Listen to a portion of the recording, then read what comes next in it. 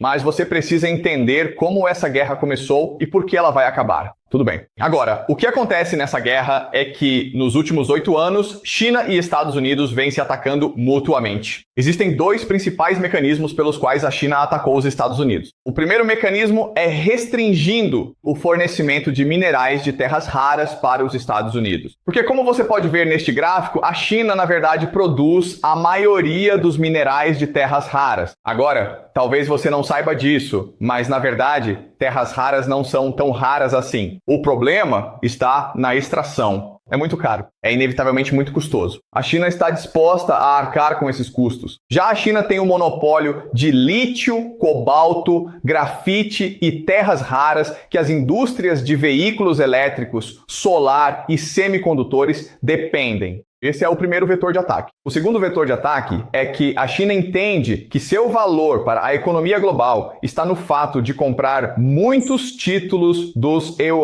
dólares. Então a China começou a comprar mais ouro. Assim você pode ver como os EUA, os títulos do tesouro caíram, mas o ouro subiu muito. E é assim que a China está tentando exercer pressão sobre os Estados Unidos. O problema é que a China é muito mais vulnerável a ataques do que os Estados Unidos. Os Estados Unidos são uma alucinação, mas a China é uma alucinação de uma alucinação. O primeiro ponto a compreender é que a dependência energética da China é enorme. China utiliza o dobro da energia que os Estados Unidos em seu setor industrial para gerar exportações. Portanto, a China é vulnerável a embargos e sanções. Assim, o que os Estados Unidos estão fazendo agora com sua guerra no Oriente Médio, ao sequestrar Maduro na Venezuela, é basicamente sufocar a China, privando-a de seu fornecimento de energia. Esse é um dos problemas. O segundo problema é que a China é muito voltada para exportação, ok? Portanto, toda a economia se baseia basicamente na exportação de produtos manufaturados a baixo custo para o resto do mundo. E dá para perceber porque a maioria dos principais portos comerciais do mundo está, na verdade, localizada na China, certo? Os principais são Xangai, seguido por Singapura, Ningbo, Shenzhen, Qingdao e Guangzhou. Ou seja,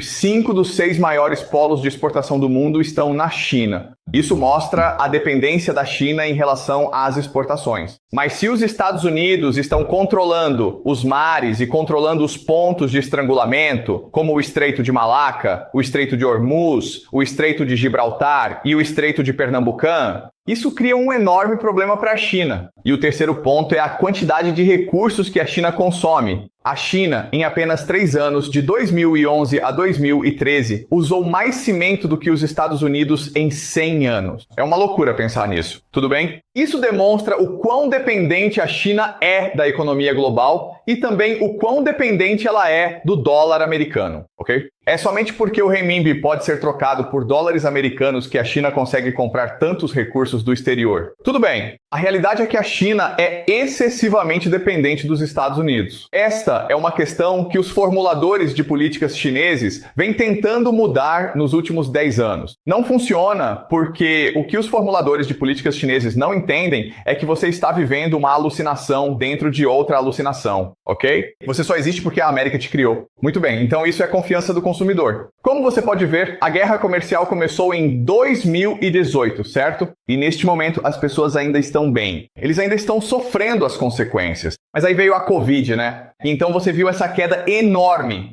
E nunca se recuperou de verdade, pessoal. Tudo bem? Nunca se recuperou de verdade. Confiança do consumidor. As pessoas não acreditam que a economia está indo bem. As pessoas não estão dispostas a comprar coisas. As pessoas não estão trabalhando. As pessoas estão perdendo renda, certo? A economia não está indo bem. Ao mesmo tempo, isso é muito interessante, cada vez mais estudantes chineses estão escolhendo estudar no exterior, mesmo com a economia em crise. Mesmo com cada vez menos oportunidades de se dar bem na China, cada vez mais chineses estão indo para os Estados Unidos estudar. E adivinha só, os melhores não estão voltando, ok? Existe uma diferença de cerca de 1 milhão de estudantes que permanecem no Ocidente, e geralmente são os melhores alunos, certo? Eu odeio dizer isso, mas se você está alucinando, você está ansioso. Você quer voltar para a fonte, não é? Então você sabe a solução é baseada nos ECUA, dólares. Se você puder alterar o remédio para o ZEUA, dólares, você fará isso. Se você puder fugir do país e migrar para o exterior, você o fará. Muito bem, esses dados que estamos vendo são extremamente alarmantes, não é mesmo? Isso mostra claramente o saldo da conta corrente do país. A conta corrente basicamente significa quanto dinheiro os chineses possuem acumulado no banco devido ao comércio internacional. Esta é, em essência, a conta comercial que reflete todas as transações de exportação e importação. Quantos chineses realmente comercializaram? A linha azul acompanha a conta corrente. Quanto os chineses têm no banco por causa do comércio? A linha vermelha acompanha o comércio real. Certo, como você pode ver, durante a maior parte da história da China, até mais ou menos, você sabe, 2022, elas acompanham bem de perto. Mas a partir de 2022, há essa divergência, uma grande separação. Vocês sabem, cerca de 500 bilhões de dólares por ano, pessoal. Por que isso está acontecendo? Fuga de capitais, lavagem de dinheiro, as pessoas estão usando as exportações para tirar seu dinheiro do país. É algo muito simples, onde, ok, talvez eu compro uma geladeira de você, certo? Deveria custar 500 dólares. Nós concordamos em 500 dólares, mas você me cobra 1.000 dólares. Por quê? Porque então você pega os 500 dólares e coloca esse dinheiro em meu nome em um banco dos Estados Unidos. Imóveis. Você compra uma propriedade ou ações de mim, certo? Isso faz sentido? Tudo isso é apenas lavagem de dinheiro. Então, em outras palavras, o que realmente está impulsionando a mania de exportação da China, em grande parte, é lavagem de dinheiro, enquanto as pessoas tentam fugir do país. Então, isso não é bom para a China, certo? Um outro problema extremamente significativo na China é a elevadíssima taxa de poupança doméstica das famílias, que é considerada atualmente a mais alta em todo o planeta, a mais alta do mundo. Por que os chineses? Por que eles poupam 40% de sua renda? Bem, um dos principais motivos é que os chineses não são tão ricos assim. Então, mesmo que a economia chinesa tenha crescido muito nesses últimos 30, 40 anos, o indivíduo chinês não viu uma grande melhora em seu padrão de vida, certo? E por isso não há uma grande confiança no futuro. E é por isso que os chineses poupam grande parte do seu dinheiro. E também não existem tantos veículos de investimento assim. Então, do ponto de vista do ZEUA, isso é uma grande oportunidade, certo? Com tanto dinheiro poupado, financistas como a BlackRock pensam: por que não nos dar esse capital? Nós investimos para retornos maiores. É por isso que estão na China. Eles querem gerir todo esse capital guardado nos bancos, sem fazer nada. Eles vão nos entregar e nós vamos fazer esse dinheiro render mais para você. Certo? Tudo bem. Então, isso mostra para você a conta de capital. Tudo isso está dizendo que você não pode realmente converter seu renminbi em outras moedas. Então, a maioria dos países tem contas de capital totalmente abertas. A cor preta está presente na maioria dos países. O último quarto inferior das nações finalizou oficialmente a prestação de suas contas. As contas na China estão devidamente integradas ao trimestre em que todas as contas foram encerradas. Está tudo correto com essas informações? Assim, os chineses podem pegar seu dinheiro e sair do país. Certo? Então, outra coisa que eu quero que vocês entendam é que, sendo do ZEUA, em perspectiva da China, ela ainda tem muito potencial. E a razão para isso é que a China ainda possui uma grande capacidade de endividamento.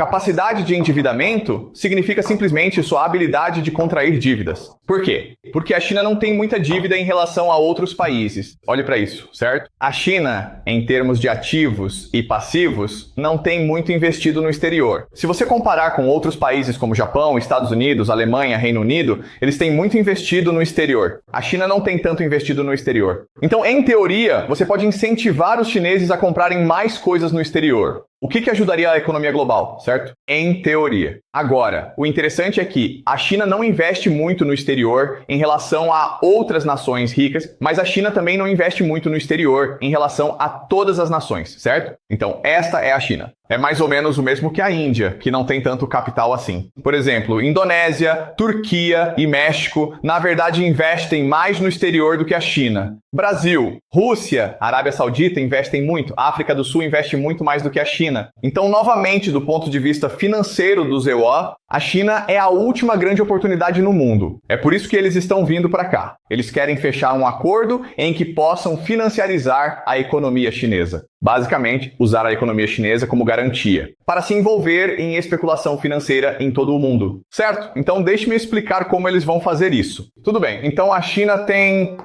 uma conta de capital fechada.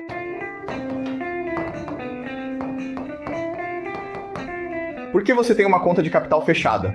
Porque você sabe com certeza que se você abrir chinês, pegar o anel B e converter tudo para dólares americanos. Dólares, tudo bem? E isso causa o colapso da sua economia, o colapso do seu sistema bancário. Então, qual é a solução aqui? Bem, antes de mais nada, precisamos entender algo. E isso é muito importante para vocês entenderem. Bancos criar dinheiro do nada, entendeu? O dinheiro é apenas uma ilusão. Por exemplo, digamos que você seja um depositante.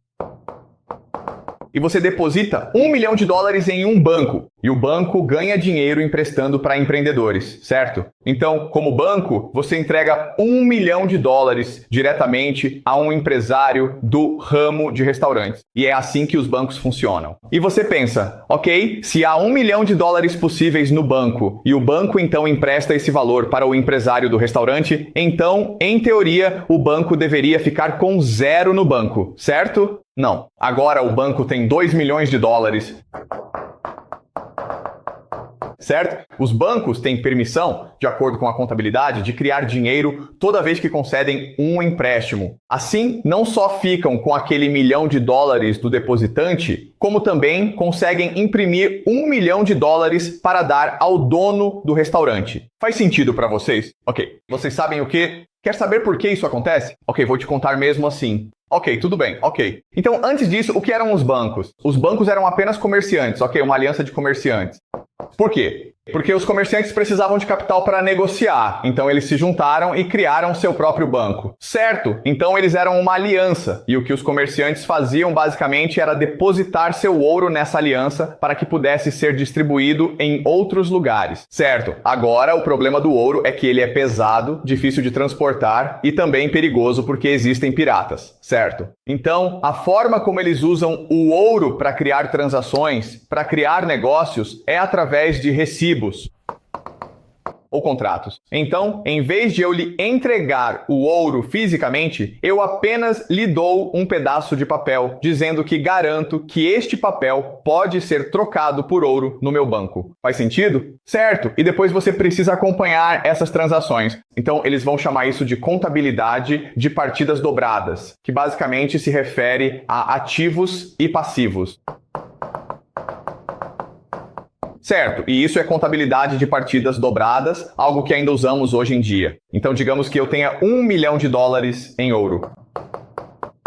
Ok, bem, isso é fácil. Eu simplesmente coloquei na pasta de ativos, certo? Alguém diz, quero $1 milhão em ouro. Eu dou um recibo. Agora coloco o recibo em passivos ou ativos? Ativos, é claro, certo?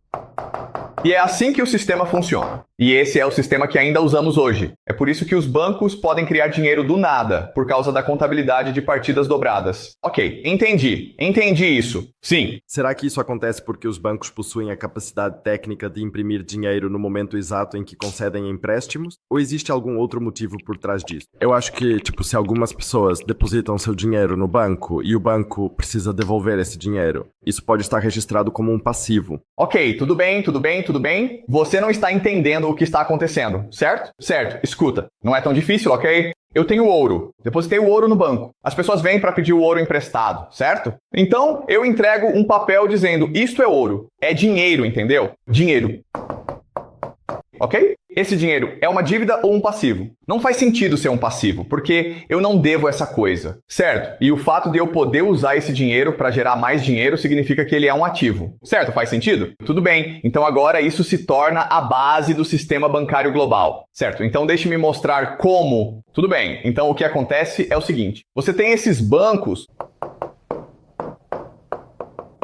na América, no mundo. Eles são bancos privados. Eles são administrados por pessoas privadas, que colocaram todo o seu dinheiro nos bancos. Você tem o governo do ZEWA. O governo do ZEWA. O governo dos EUA não tem dinheiro nenhum. Os BUA, o governo quer pedir dinheiro emprestado. A questão então é, como se pede dinheiro emprestado? Se você pedir dinheiro emprestado a cada um desses bancos individualmente, será muito difícil. Então, o que acontece é o seguinte. O que aconteceu foi que, em 1913, os bancos se uniram e criaram algo chamado Reserva Federal. Tudo bem? O Federal Reserve está no centro de tudo. É simplesmente um cartel de bancos privados nos Estados Unidos, ok? Você entende? Agora, o governo pode simplesmente trabalhar com o Federal Reserve e tomar empréstimos diretamente do Federal Reserve, que representa todos os bancos da América, ok? Então, como o governo pede dinheiro emprestado ao Federal Reserve, ela emite títulos chamados títulos dos EUA, tesouros. Ok? Assim, o Federal Reserve pode imprimir dinheiro para comprar títulos do governo americano. Tesouros, e então esse dinheiro vai para os EUA. Governo, e o governo do seu EUA pode então pagar as despesas. Certo? Isso faz sentido? Tudo bem. Agora, esse sistema é bom. O problema é que o governo do Zé gasta muito dinheiro. Ele faz guerras, quer mandar homens para a Lua, quer que as pessoas tenham uma vida boa, certo? Então, hoje, a América tem 39 trilhões de dólares em dívida. E você pensa, bom, quem se importa? Bem, o problema é o seguinte. O problema é a taxa de juros, que gira em torno de 5%. Ok? Porque, para que o Federal Reserve, esses bancos privados, lhe emprestem dinheiro, você precisa oferecer uma taxa de juros. Caso contrário, por que eles te emprestariam o dinheiro, certo? Certo, então. Em outras palavras, 5% significa que o governo tem que pagar ao Federal Reserve cerca de 2 trilhões de dólares por ano. De onde vem esses 2 trilhões de dólares por ano? O governo precisa pegar mais dinheiro emprestado do Federal Reserve, certo? Então esse sistema é realmente instável. Então agora o seu problema é, como eu resolvo esse problema? Você resolve esse problema fazendo com que mais pessoas comprem títulos do Tesouro do ZQU. Títulos do Tesouro. Certo? Isso faz sentido? Certo. Então você pode fazer com que governos comprem títulos do Tesouro do ZEUA, incluindo o governo chinês, o governo japonês, o governo do Reino Unido, ok? E é isso que vem acontecendo. O problema é que eles só têm uma certa quantia de dinheiro que podem pedir emprestado. Então, como se livrar desse problema? Você resolve esse problema fazendo com que mais pessoas comprem tesouros. E quem são essas pessoas? Todo mundo no mundo. Você, eu, todo mundo no mundo, ok? É a isso que chamamos de varejo. Antes, apenas instituições queriam comprar ações americanas. Títulos do Tesouro. E qual é a estratégia agora para fazer com que todos comprem títulos do ZEUA? Tesouros. Como? Você cria um novo mecanismo financeiro chamado stablecoin. Ok, stablecoins. E as duas stablecoins mais populares são uma chamada Tether e Círculo. A ideia é simples. As stablecoins devem ser lastreadas por dólares e tesouros. Significa que a Tether e a Circle têm que comprar no ZEUA tesourarias para vender stablecoins. E eles podem vender stablecoins para qualquer pessoa, ok? Inclusive na China, que possui uma taxa de poupança de 40%. Como? Por meio de instituições como Apple, BlackRock e Visa. Certo, isso faz sentido? Agora você resolve o problema da conta de capital fechada. Uma conta de capital fechada significa que você não pode usar Rubin B para comprar ações americanas. Dólares. Com as stablecoins, agora você pode usar Rubin para comprar Tether ou Circle, entendeu? Certo. E agora, o que o governo vai fazer é transferir essa dívida para o povo chinês. Ok.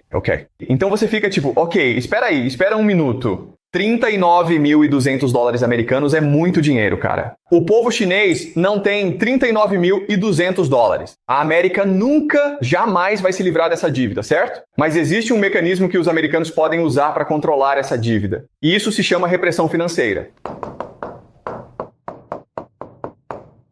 Como isso funciona? Muito simples. Certo, então os títulos do Tesouro estão a 5%, certo? Bem simples. Eu vou colocar isso em 0%, pessoal. E você fica tipo, espera aí. Ah, não, eu não entendo isso. Se estiver a 0%, não vou comprar seus títulos do Tesouro. A resposta, a solução é, eu vou fazer vocês comprarem, pessoal. Ok? Eu te obrigo a comprar. Como faço para te obrigar a comprar isso? Através da aprovação de leis denominadas Lei do Gênio e Lei da Clareza. O que obriga as stablecoins a usarem dólares americanos, tesouros como base de sua moeda digital. E mais uma vez, lembre-se, se você for chinês, se conseguir manter o RMB a 5% ao ano, ou o dólar americano, dólar a 0% ao ano, qual você escolheria? Você escolhe o ZEUA, dólar a 0% ao ano. Faz sentido, pessoal? Ok? Então essa é a solução, repressão financeira, onde eu reduzo a taxa de juros do ZEUA. Tesouros a nada. Nesse caso, a inflação acabará com a dívida ao longo de 50 anos. E eu obrigo as pessoas a comprá-la, aprovando leis que obrigam as empresas a lastrear a moeda digital com dólares americanos. Tesourarias, obrigando-os a comprar do ZEUA. Tesourarias. Não faz sentido, pessoal, ok? E por que eles querem fazer isso? Porque agora eles têm acesso ao consumidor chinês. Eles podem vender moeda digital para consumidores chineses. Esse é o plano geral. Ok. E você fica tipo, ok, espera aí um minuto. Por que a China aceitaria um acordo tão estúpido? Bem, na verdade existem muitos motivos, ok? O primeiro motivo principal é Taiwan. Certo, então novamente,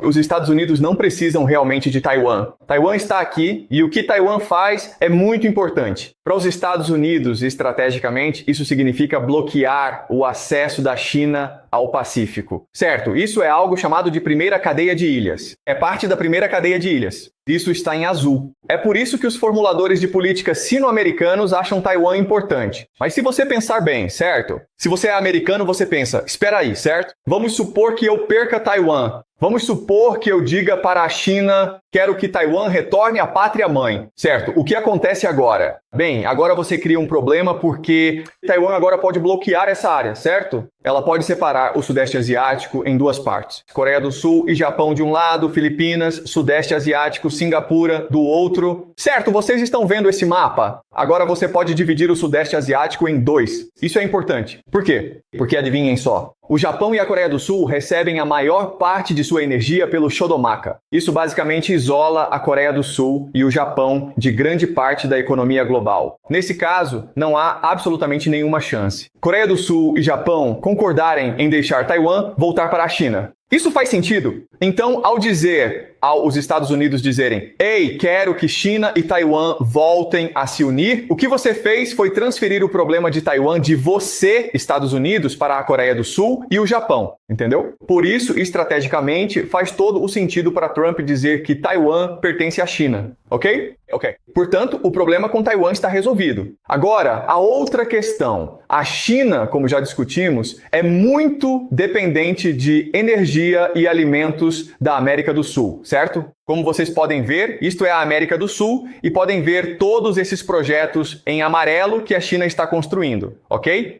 Então, o rosa é algo que já está construído ou em construção. O amarelo são projetos planejados. Esses são projetos enormes. Certo, então o que os Estados Unidos fizeram foi basicamente tomar conta da Venezuela. E o Trump anunciou isso acho que há 2 dias. Vamos transformar a Venezuela no 51º estado. Mas por quê? Por que eu iria querer fazer isso? Porque agora ele bloqueia a China da América do Sul. E se você olhar para este mapa, ele mostra para você qualquer fornecimento de energia, certo? Então, isso é guerra no Oriente Médio. O que significa que você pode esquecer o Oriente Médio. Então, agora a China pode obter energia da Rússia ou do hemisfério ocidental. A China não quer depender totalmente da Rússia. A China vai comprar mais petróleo russo, mas não quer se tornar totalmente dependente da Rússia. Além disso, a Rússia, na verdade, não consegue suprir todas as necessidades energéticas da China, certo? Então agora, a China é forçada a negociar com os Estados Unidos para ter acesso ao hemisfério ocidental. A China se importa? A resposta é não. A China só se importa com estabilidade e preço. Estabilidade e custo.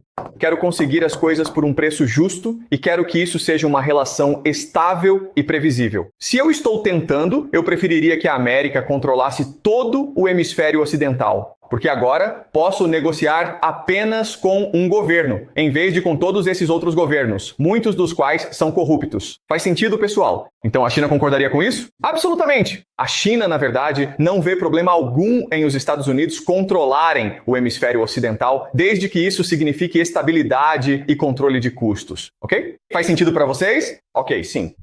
Mas será que a China compartilha dessa mesma postura em relação ao controle americano sobre a Venezuela? Porque, usando moralidade, como eles disseram, eles não podem... Não, de jeito nenhum. Eles vão fazer isso? A China não se importa. Eu não me importo. Gente, não falem sobre soberania, direitos, moralidade nesta aula, ok? É tudo teoria dos jogos. Eu não me importo com essas coisas. Teoria dos jogos é: as pessoas vão agir de acordo com seus próprios interesses. É simples assim. Sem moralidade, sem direitos humanos, sem soberania. A China não liga para quem controla a Venezuela, desde que haja estabilidade para obter petróleo barato. Não faz sentido. Tudo bem, então, muito bem. O último ponto que temos é a inteligência artificial.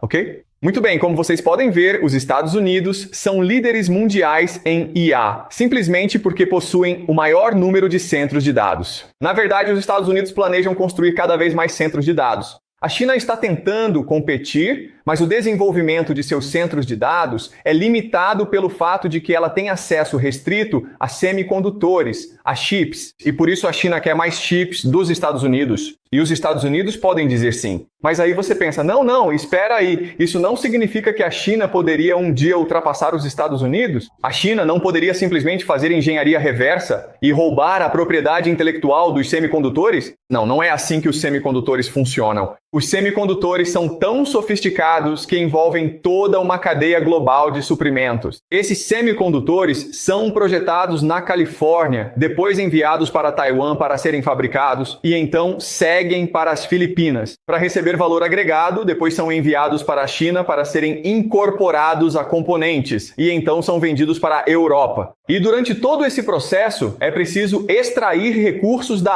África, da América do Sul, para alimentar essa cadeia dos semicondutores. Você entende? Ou seja, em outras palavras, não há como uma única nação controlar toda a cadeia de suprimentos. Portanto, enquanto os Estados Unidos conseguirem controlar a rede comercial, sempre terão vantagem no setor de semicondutores, ok? Na verdade, não há como a China reverter a produção de semicondutores, porque é um processo muito sofisticado e caro. Apenas um país pode se especializar em apenas uma área, ok? Faz sentido? Certo, então é por isso que esse cara é importante. Ok, Jiang Qinhuang da Nvidia. Antes, ele não deveria ter vindo para a China. Foi anunciado que ele não viria à China. Então, enquanto Trump sobrevoava o Alasca para reabastecer, ele embarcou no Alasca. Foi uma adição de última hora. Mas não só isso, havia também 2 empresários que estavam com Trump no avião, Elon Musk e Jiang Qinhuang. Então, o que aconteceu? Então, eu trabalho com negociação empresarial. Vou te contar exatamente o que aconteceu. O que aconteceu foi que Scott Bessent e Haley Fang estavam negociando esse grande acordo, apenas os contornos desse grande acordo na Coreia do Sul. A China quer, antes de mais nada, chips da Nvidia. Scott Bessent quer, antes de mais nada, acesso ao mercado financeiro chinês. Houve um impasse.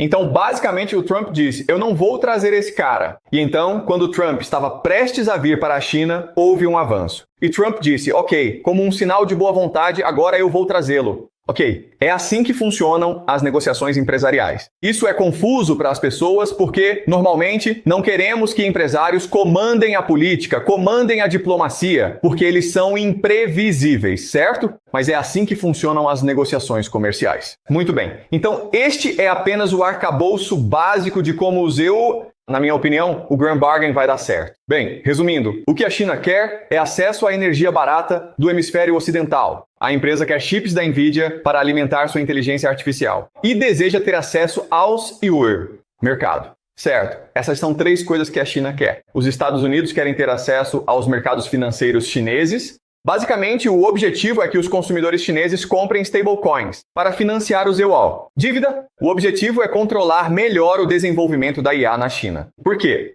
Porque com a IA, a China e os Estados Unidos não são concorrentes de seus parceiros. Porque, como eu disse na aula passada, o objetivo principal da IA é criar um estado de vigilância. Os Estados Unidos têm tecnologia, mas a China tem muita gente e aqui não há privacidade. Então, em outras palavras, o que os Estados Unidos podem fazer é usar a China como um laboratório para testar tecnologias de vigilância que não poderiam ser testadas nos Estados Unidos. Certo, então os Estados Unidos querem acesso ao mercado de IA da China. E a terceira coisa que os Estados Unidos querem é a manufatura chinesa. Por quê? Porque a manufatura chinesa é a melhor do mundo. Então, os Estados Unidos não querem apenas que a China continue fabricando para comprar dólares americanos, mas também querem importar a manufatura chinesa para os Estados Unidos. E para a Venezuela também, certo? Porque a Venezuela tem todos esses recursos que podem ser extraídos e transformados em bens manufaturados. Os americanos não querem fazer isso porque é caro demais, é um trabalho muito pesado, mas os chineses farão isso, certo? Então, é assim que esse grande acordo vai se parecer. Alguma pergunta? Certo, então essas são previsões. É assim que eu vejo a situação e vamos saber em alguns dias se estou certo ou errado. Certo? Então conversamos na próxima semana.